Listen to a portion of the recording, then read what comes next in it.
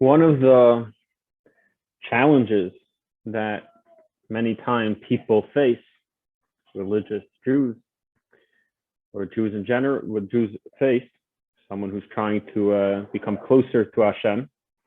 One of the challenges that we face is that many times on the one hand, we find ourselves sometimes inspired, praying with a lot of emotion, or doing a mitzvah with a lot of excitement. And then sometimes even right after, we could find ourselves in a totally different state of mind. A state of mind that we almost like forget what we have just done. We could find ourselves totally immersed in physical pleasures or physical worries that it's as if we didn't even study or we didn't even, pray 10 minutes ago. So this contradiction many times leaves us sad, stressed out. It makes us think maybe what we did and our excitement, our prayer, or the excitement in doing the mitzvah, the commandment, wasn't real. And therefore we're able to almost forget about it a few seconds later. So for this dilemma, which I believe many people face, we have a message in this week's Torah portion, as we shall soon see. As we spoke last week, in the last week's class, Joseph was sold by his brothers, and he was eventually brought down to Egypt, and then he was eventually put in jail, in prison. And after he was put in prison, he met these two other ministers that were put in prison, the baker, the chief baker, and the cupbearer of the king of Paro. And one day he saw them very stressed, and he asked them what's wrong. They said, we both have dreams, and we don't understand what the dreams are saying, and it's really stressing us out. And Yosef said, here, tell me the dream. And they told him the dream, and he actually interpreted it for them, and his interpretation turned out to be accurate. He told the cupbearer, the one in charge of the butler, that when you leave and the king reinstates you in your proper position, remember me. At the end of the day, he forgot him. He didn't remember, and he forgot him. Why did he forget? That we spoke at length last week. This week's Torah portion is a direct continuation of that story. Perhaps we're going to do a little different than other weeks. We're going to read inside. However, we're going to read inside quite a few verses to see the story inside, which is very important for the discussion that we're going to have today. So, sharing a screen. We have here the beginning, two important parts of the story that we're going to discuss. All right. So Joseph was in jail for 2 years. So the Torah portion begins at the end of the 2 full years. This week's Torah portion is called Mikeitz, which means at the end, which is the opening word of the Torah portion. At the end of 2 full years, that Pari was dreaming. The Pari was dreaming, and behold, he was standing by the Nile, the Nile River. And behold, this is his dream. The Torah is describing his dream. And behold, from the Nile were coming up 7 cows, of handsome appearance and robust flesh, and they pastured in the marshland.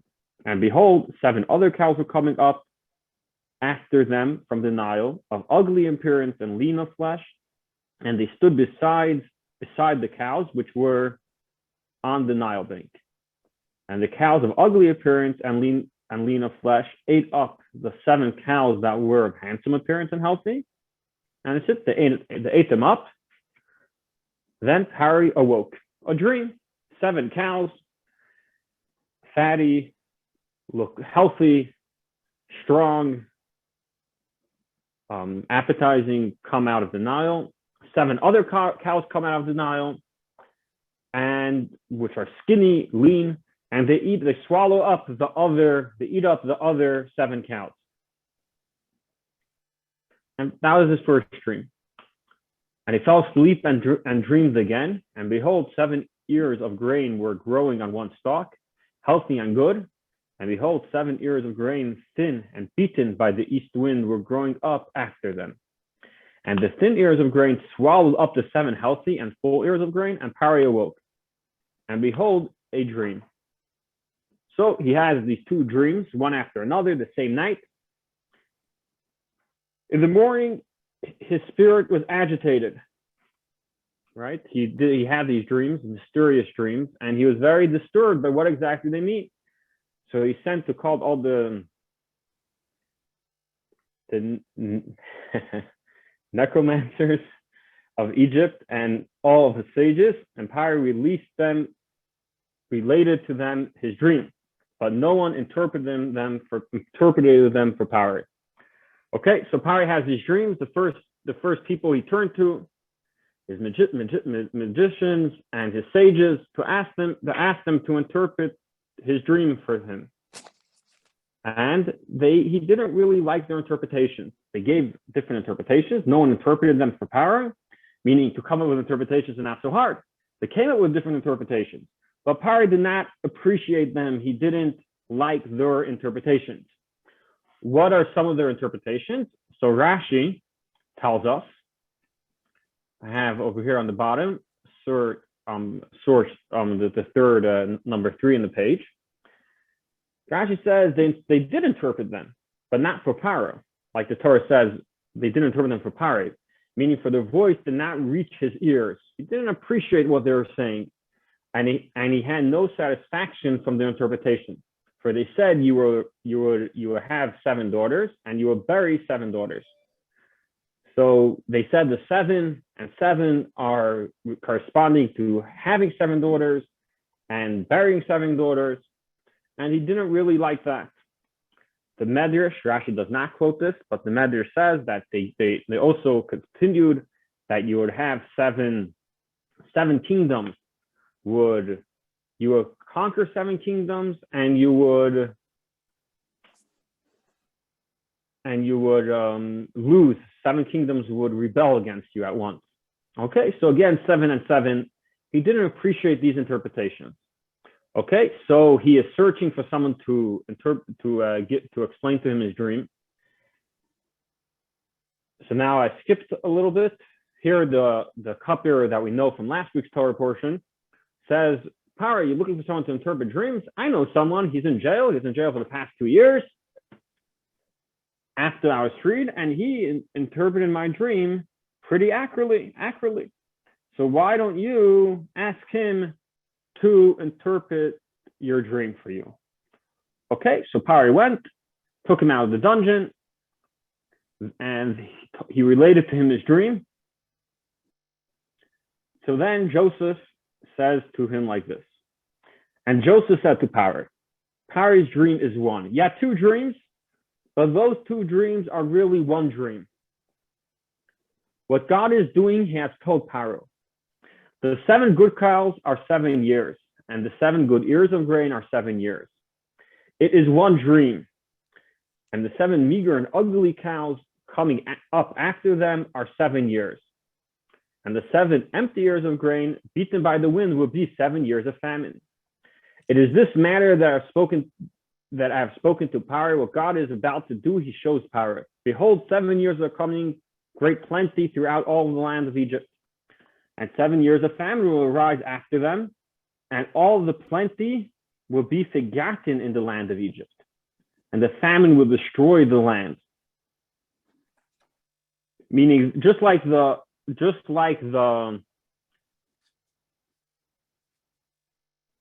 cows and the grain swallowed up the lean one, the ones that were not healthy, swallowed up the earlier cows, the healthy cows, or the ears of grain. So also the famine, the hunger, would totally destroy and make everyone forget the plenty that there was in the first year. And the plenty will not be known because of the famine to follow, for it will be very severe. And Yosef continued, why did you have the same dream twice? If it's really saying one, if the interpretation is one, and it's one message here, so why do you have the dream twice?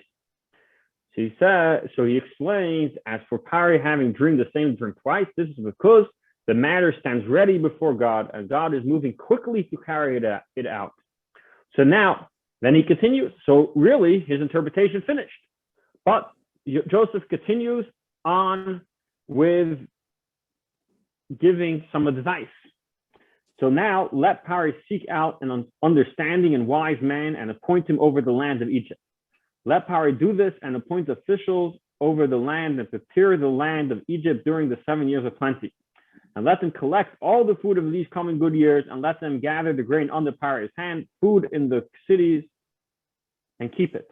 Thus, the food will remain as a reserve for the land for the 7 years of famine, which will be in the land of Egypt, so that the land will not be destroyed by the famine. Then the Torah concludes, the matter pleased Pari and all of his servants, and he continued that, and it continues that Pari liked this matter, what Joseph told him so well, and said, you know what? You go ahead and do it. You will become the second in command. That's where he comes the vice king, whatever, the second to the king.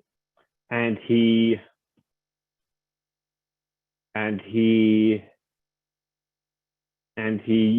collected the wheat, as the Torah continues telling us how he collects the wheat. So today we'd like to discuss a little bit these dreams and the interpretation of the dreams. Obviously, there is something very unique about Joseph's interpretation that no one else was able to figure it out. It says in the Torah that Pari turned to his sages and turned to his advisors and his magicians and all the people that typically would interpret dreams. However, he didn't get any answer that pleased him. Joseph comes and gives him an answer that he's pleased. Okay. What was Pari's two dreams? The first dream was the 7 cows, fat cows, skinny cows. The skinny cows ate up the fat cows. Great. The second dream was a stalk with 7 ears of grain growing on it. And again, one stalk is healthy and has the grain in it. The other one is beaten by the wind. And the second one swallows the first one. Okay.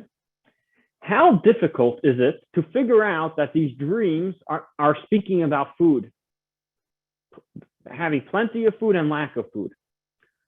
Animals, meat, typically eaten. Grain, for sure. That's one of the primary foods, especially then. Grain, bread was a staple. That's what they ate by every meal. So it shouldn't have been too difficult for anyone to figure out that good meat, healthy meat and healthy grain represents good years. Grain that's beaten by the wind and cows that are lean show not good years, not healthy years, which is a famine, a hunger. Anyone should have been able to figure this out. So what's so unique about Joseph's interpretation that, first of all, no one else was able to figure it out. And second of all, Paro was so happy with that interpretation that he actually appointed him to be second to the king. Why did those interpreters, whoever they were, search for other reasons, other interpretations? 7 daughters, you go to have 7 daughters and also going to bury 7 daughters, or 7 kingdoms will rebel against you. Why? Why did they search for these somewhat far-fetched interpretations, which are when there's such a straightforward one, which they don't even mention? Yeah, Ben, you have a thought? Yeah, I think that they were afraid from Pharaoh to give him the real news. Maybe if they did interpret it, I don't know. But for Yosef, it was easy because he knows that there is usually famine every few years. And we know from Abraham and Isaac that, there is famine and then they go to Egypt. Abraham goes to Egypt.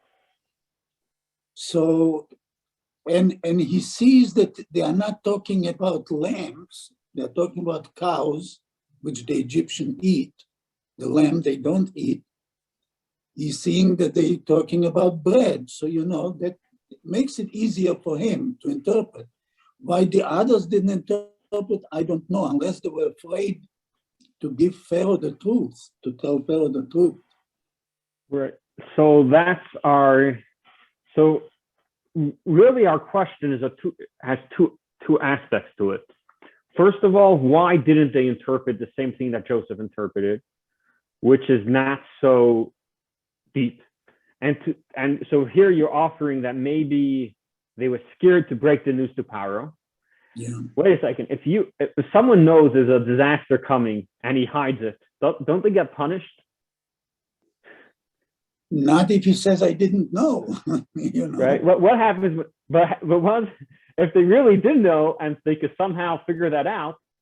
Yeah. But whenever there's a disaster and there's some high-ranking official in the government that somehow it's leaked out a year later, 5 years later, 10 years later, that he really knew that disaster is coming, they usually get punished. Yeah, but I'm saying they are used already to see a famine every few years.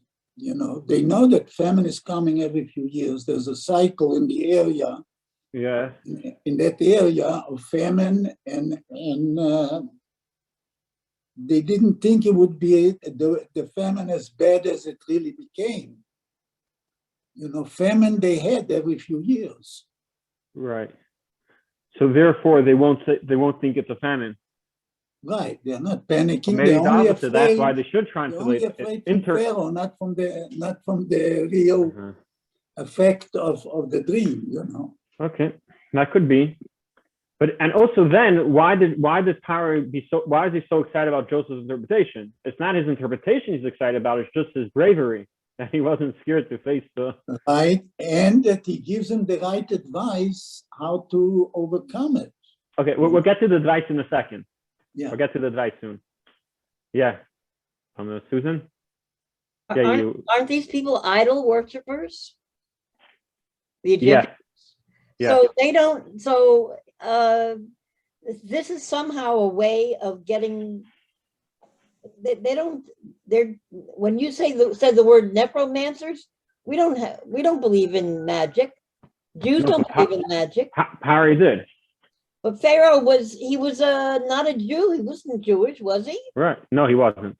Okay, he's an idol worshiper. So all of a sudden, this is a way to bring Joseph to the forefront. This is a way that we finally, are get in control. There had to be some reason that, obviously, Pharaoh didn't trust his own people. Obviously, he didn't. But he asked them for their advice. But he didn't trust what they told, Right. So the question is, why couldn't they say something Why couldn't they say exactly what Joseph said? What was so unique about Joseph's interpretation that they couldn't figure out? Wheat and meat are used to eat. And therefore, probably the dream, if you want to interpret the dream, it has something to do with food and a lack of food, because the second 7 cows, the second 7 ears of grain were not as healthy. But Pharaoh, he didn't. His people, or Pharaoh, wasn't able to figure out what to do. And that was, in other words, he appointed Joseph over the land to prepare Egypt. In other words, not just the food was not going to be there, but you have to have seeds in order to plant. They had to do a whole. It wasn't just a simple saving up food. They had to have seeds also to plant later on that would flourish. It wasn't just putting food and saving salting meat and whatever. It had to be a smart person. It couldn't be some dummy. It had to be a very smart person. Right. But the question is, why was Pari convinced that Joseph is so smart if he just said a simple interpretation? I don't know my history, so I don't know. Okay. So we're going to offer soon another explanation. Okay. All right. So the first question that we just said is seemingly the dream, which was Joseph with the 7 cows and 7 ears of grain is pretty simply interpreted as meaning years of plenty and years of famine. Why did Joseph not say, why did the other sages not say that simple interpretation? And on the other hand, why was Joseph regarded so special and so wise for saying such a simple interpretation? That's a first problem. A second problem. After Joseph was asked to interpret the dream, okay?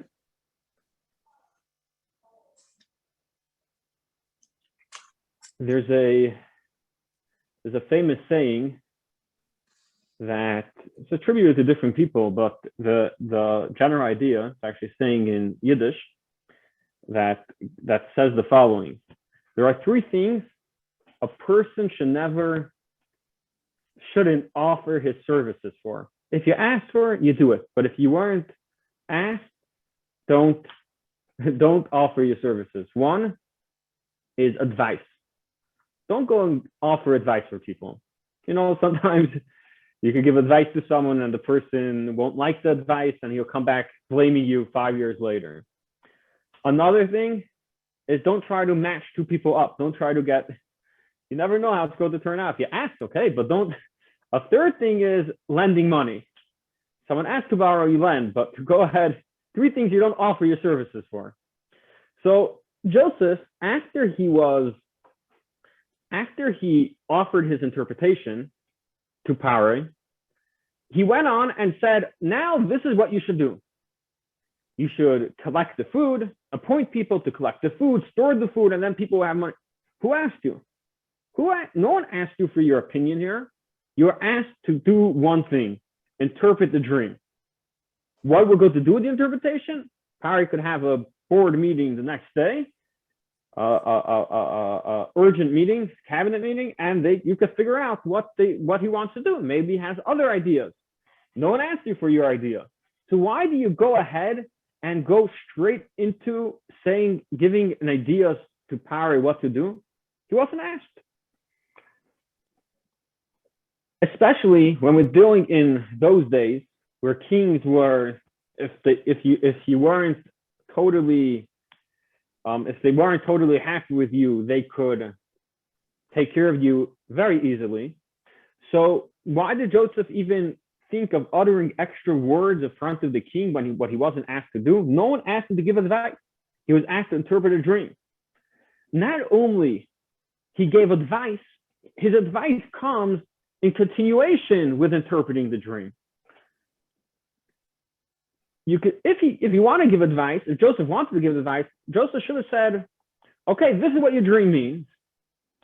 Now, let me have permission to give you also advice about your dream. Okay, he would be granted permission, he won't be granted, that'll be a different discussion. But to go ahead and, once I have the microphone, I'll also give you advice. You weren't asked to give advice, so put down the microphone, stop speaking. Why are you continuing to speak? So this is a second problem when we read this story, that here a person that was just actually a slave in jail goes ahead. So there's a service that they need him for, to give a dream, to interpret the dream, but goes ahead and does more than he's asked for. He goes ahead and gives advice what to do. No one asked him to do. No one asked him about what to do. A third question, which is maybe a little bit more of a nuance, when Paris said that he appreciates what Joseph said, he says the matter found favor in Paris' eyes. The matter, which matter? The matter sounds like it's referring to the advice. That matter, the matter of the advice. It doesn't say the interpretation found favor in Paris' eyes. Seemingly, the first thing that Paris should have appreciated and should have been blown away by and impressed by is the interpretation. And then, okay, maybe he also could appreciate the advice. But why didn't he also say anything about the interpretation? He goes straight to the matter of the advice, found favor in Paris' eyes, and therefore he appointed Joseph as a second in command. So these are the three questions that we want to focus on, that we need to answer in this story. Just to summarize, first of all, Joseph's interpretation is quite simple, straightforward, simple, nothing mind-blowing, and therefore it leaves us, therefore, first of all, why couldn't the other interpreters, people that do this for a business, the sages that interpret dreams for a business, tell Pari what to do? And second of all, why was Pari so impressed by Joseph that he decided to say, wow, you're a genius of a person, and therefore I'm going to appoint you to be second in command and to run the country, and the only person that will have more power than you is me, myself, Pari himself. That's the first problem. So we have to understand what's so special about Joseph's interpretation. The second question is, how did Joseph have the chutzpah to tell Pari what to do? No one asked him. Pari is surrounded by advisors. After he hears there's a disaster coming, tomorrow he'll make a meeting and decide what to do. No one asked. No one asked Joseph to say his opinion. How did he have that chutzpah to go ahead and say his opinion without being asked in front of the king?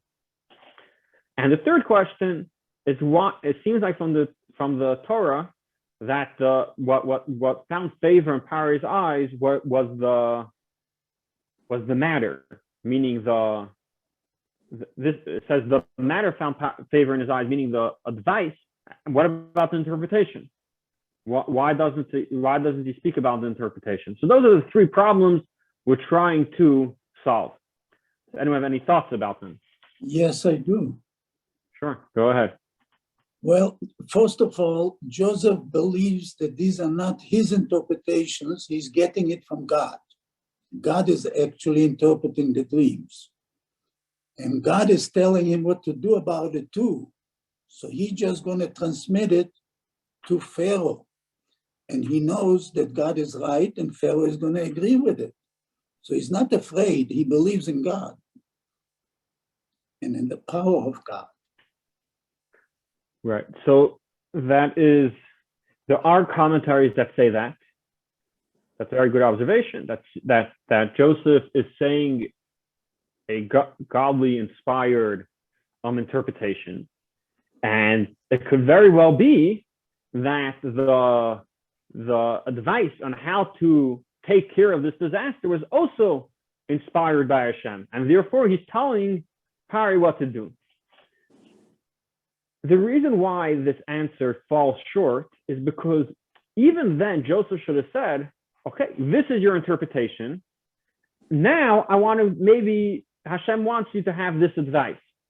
He goes straight into the advice. If you look in the Torah, here I'll show the screen, into our translation, he goes straight from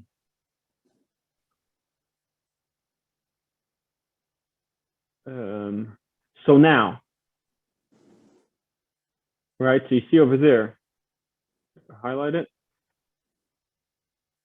So we now know what his name was in Egypt. So not Paneach. Right, that was after.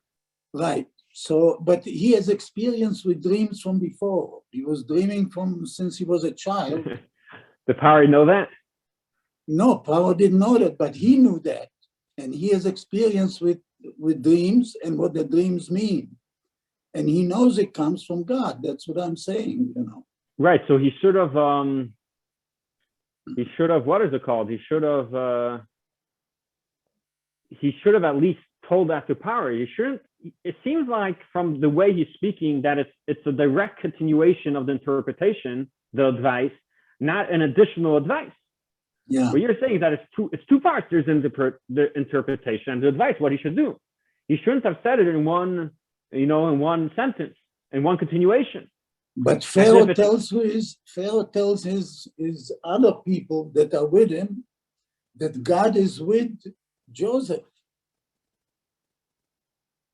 I thought that's what I was reading when we read the Parsha. That God is with Joseph. Yes. He says it. ויטב הדבר בעיני פרעה ובעיני כל עבדיו, ויאמר פרעה אל עבדיו, הודיע אלוהים לך את כל זאת. Pharaoh tells it to his workers. Wait a second. To his slaves or whatever he calls them.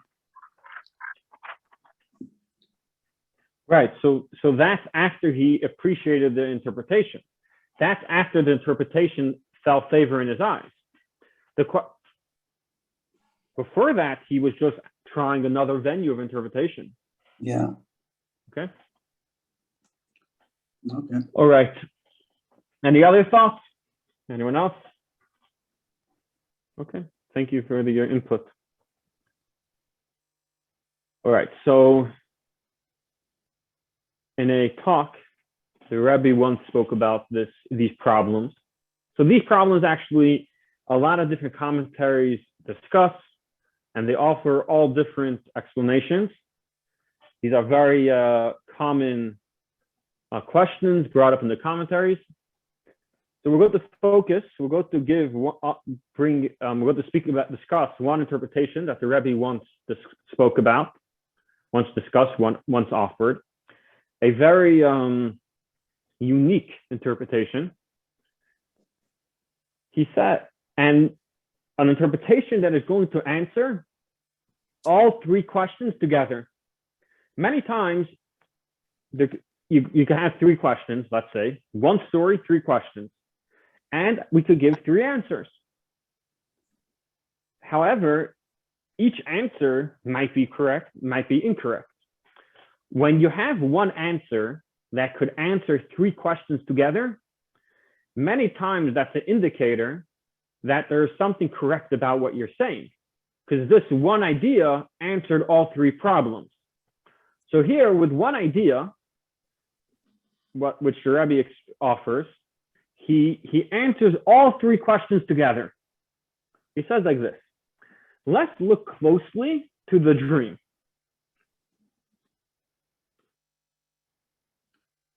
We'll go back to our screen. When the Torah discusses the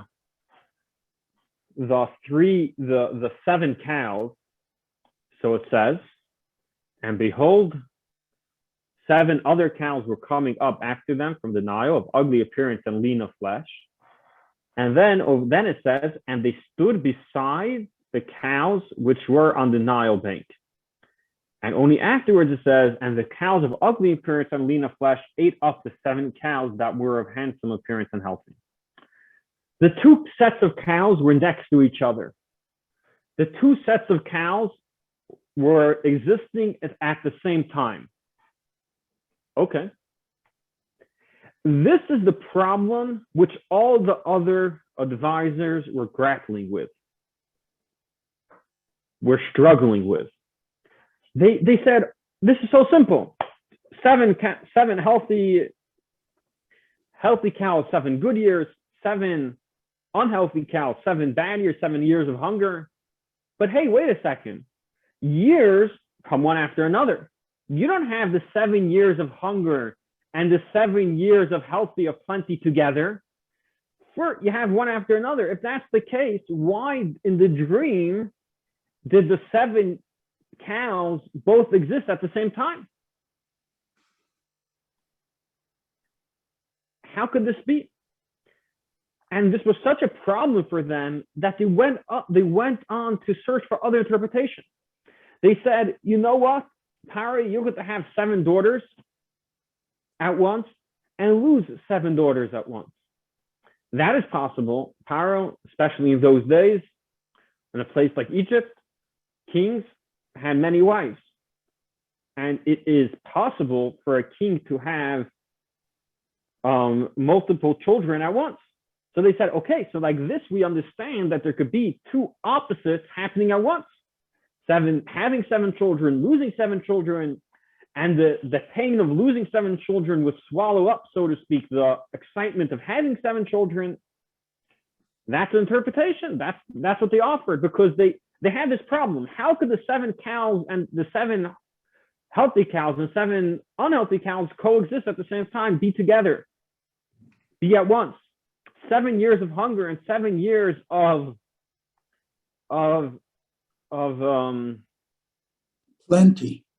plenty don't happen at the same time. They're one after another.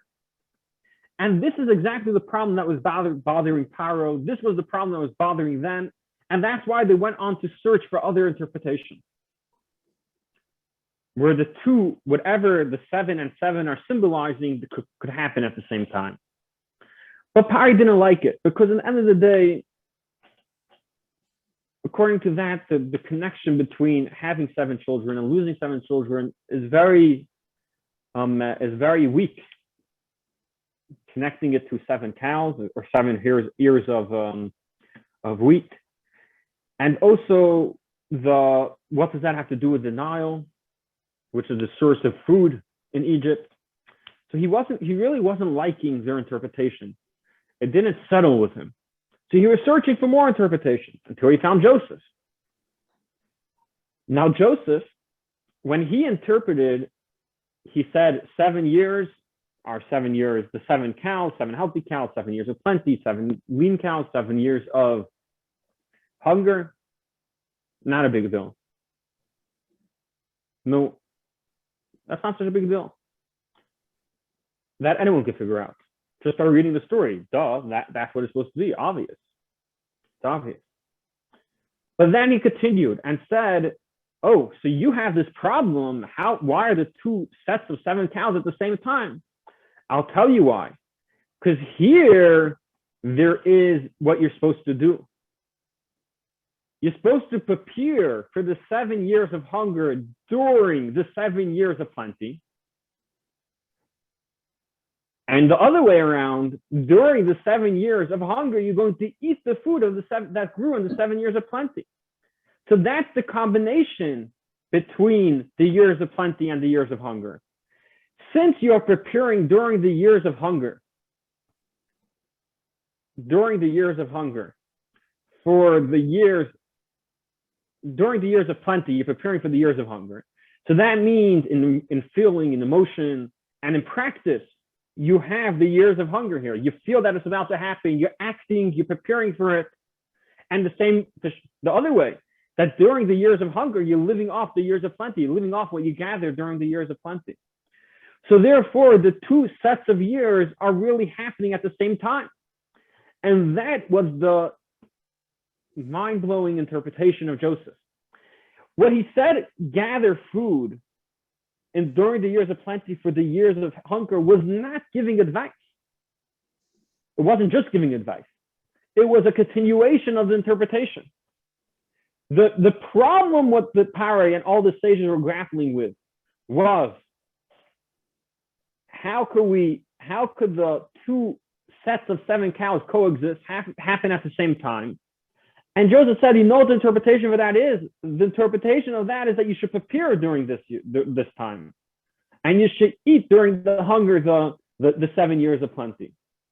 The food that you collected from the 7 years of plenty. And in such a manner, with that, we can understand that the two, so to speak, groups coexist, are together.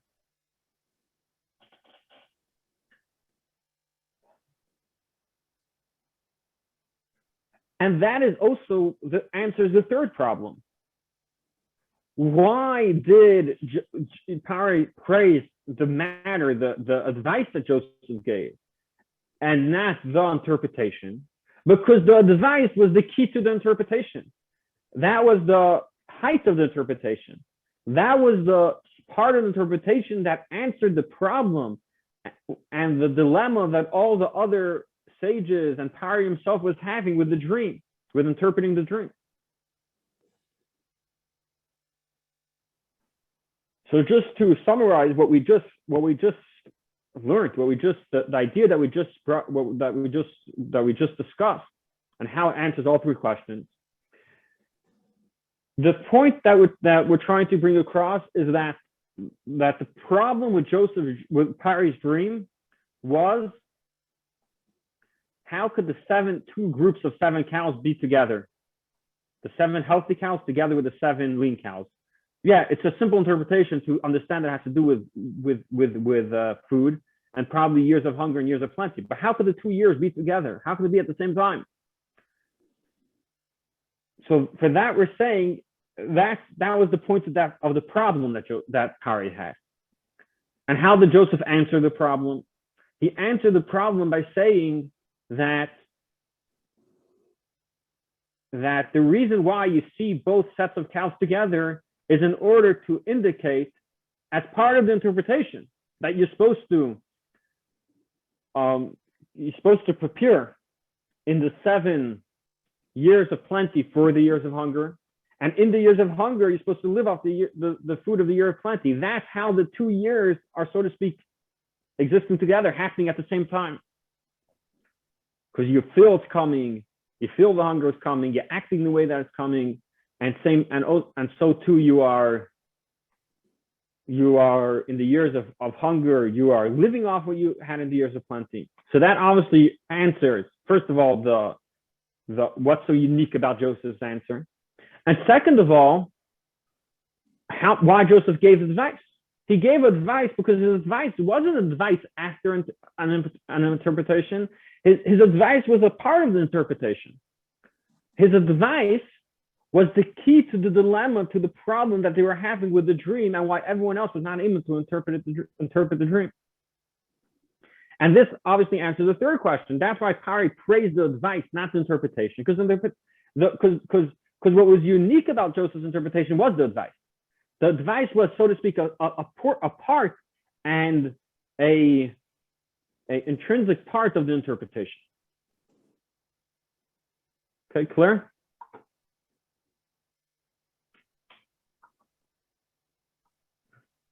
Okay. So yes, dreams. Yeah? All right. Dreams. We have them in this week's Torah portion. We had them in last week's Torah portion twice. Dreams are a very central part to the exile. If we follow the chain of events in the Torah, the way the Jews ended up in exile in Egypt, which is actually the source of all exiles, was because of dreams. If Joseph would have never had a dream and wouldn't have teased his brothers with his dreams, his brothers wouldn't have been agitated by him and felt the need to sell him as a slave to Egypt. If Pari wouldn't have had a dream, then Joseph wouldn't have interpreted it and wouldn't have become second in command and wouldn't have brought his whole family to Egypt to be with him. So dreams really are the cause of the exile, are the cause of how the Jews got to Egypt. Now, that's not by chance. The connection between dreams and exile is very, very deep. As a matter of fact, the whole exile is like a dream. And precisely for the problem that we started with in today's class with. A dream, one of the unique factors of a dream is that it's a loose imagination, a wild imagination. When someone is awake, his intellect, his mind is working sharp. He differentiates between different things, something that doesn't make sense, he doesn't think about, or he pushes away. He controls his imagination from wandering. But when he's sleeping, his mind, his intellect is not working, is not functioning properly. And the imagination is going wild, it's floating. And therefore in dreams, many times opposites are combined. Different things happen that don't make sense.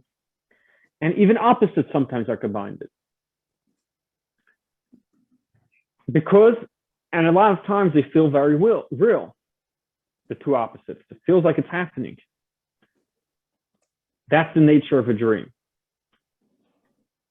Now, when we're in exile, and we don't have godliness revealed, many times we also experience a dream-like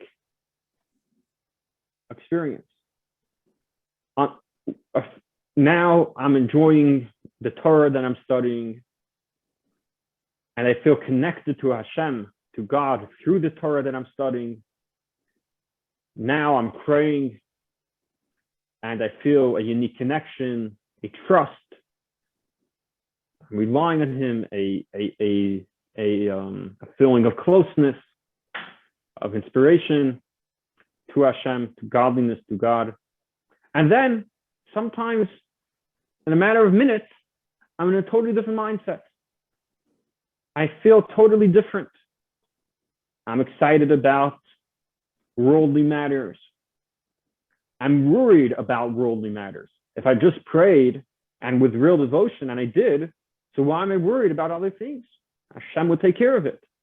No, but I'm worried. And we have this almost a combination of opposites happening one after another. And that is why the exile, when the state that we're in now, is called the dream. Because many times we can live a life that's almost like paradoxical, opposites, combining, happening at once. And sometimes we could get worried and stressed from it. What's happening? Maybe my enjoyment when I was learning Torah was not real. Maybe my inspiration during prayers was not real. And therefore, I feel like I'm failing. So for that, we say, no, this is exactly what happens in a dream. Your prayer is, you're feeling your inspiration is real. Your connection that you feel to Hashem is real. And the fact that a few minutes later, you feel otherwise, that's not because your original connection was not real, but rather because we're living in one big so to speak, dream. So this obviously, we want to get out of the dream. We want Mashiach to come, where there'll be godliness revealed, and we'll be able to live totally in one way, with a constant connection and devotion to Hashem. But while we're in the dream, the first thing we have to know is that the good things that we do and the connection to Hashem that we feel is a real connection. That's the first aspect of the lesson from a dream. And the reason for this is that the good actions that we do are everlasting. And therefore, they are real. And even if we don't act that way the whole time, so obviously we have to try to act that way and flatten the curve as much as possible and even out our day that as much as possible. However, even before we do that, and we're still totally in the paradox of a dream, but we have to know that our good actions are there and everlasting, and therefore they are real, and we shouldn't think that since we're acting maybe different later, that therefore that for when we do it, it's not correct. No, when we do it is correct, and it is a real connection and a real closeness to Hashem. So that's one idea. That's why dreams cause the whole exile, because exile is like a dream. Godliness is not revealed. So we're living like a ping pong, going from corner to corner. That is one idea. Another interesting idea that the Rebbe points out, once we're saying it's a dream, and dreams sometimes crazy things happen. So there could be another lesson that sometimes we could take upon ourselves to do a good deed that we don't estimate that we're able to do it. So typically we'll think, okay, let me prepare myself, let me get ready, let me refine myself. But if we're living in a dream, we could also use it out for the good. We could sometimes jump and do something, take upon ourselves something which is extra good, which not necessarily we are holding by it yet. That's another idea of a dream and a lesson we can have from a dream. But obviously, we're hoping that we should get out of the dream and see the real reality, how godliness is everywhere with the coming of Mashiach. Any questions? Yeah, I'm thinking, I find it interesting. Is Jacob living at this time in Beersheba? You're saying where was he living? Yeah, I know Isaac lived in Beersheba. Then I thought Jacob also lived in Beersheba, but I'm not sure. It's a good question where he was living. The place to see. Because it seems like the number 7 is very central in their life. So Right. Saying 7 years. 7 years, 7 cows, 7 Beersheba. So I thought maybe it's all connected.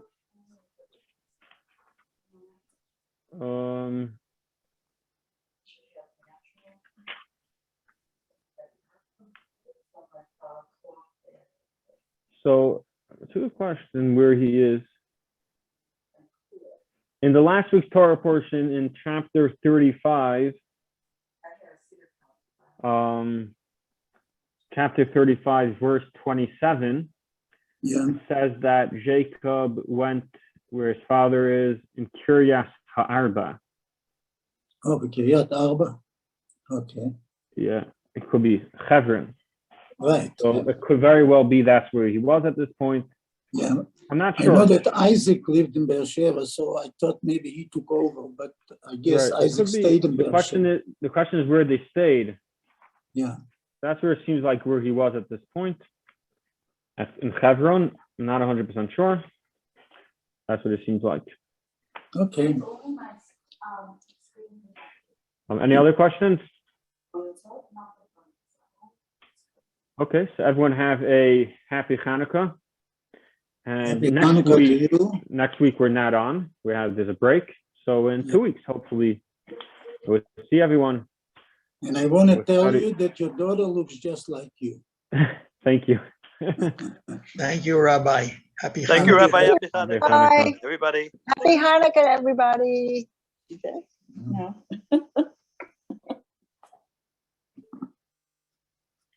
All right, thank you.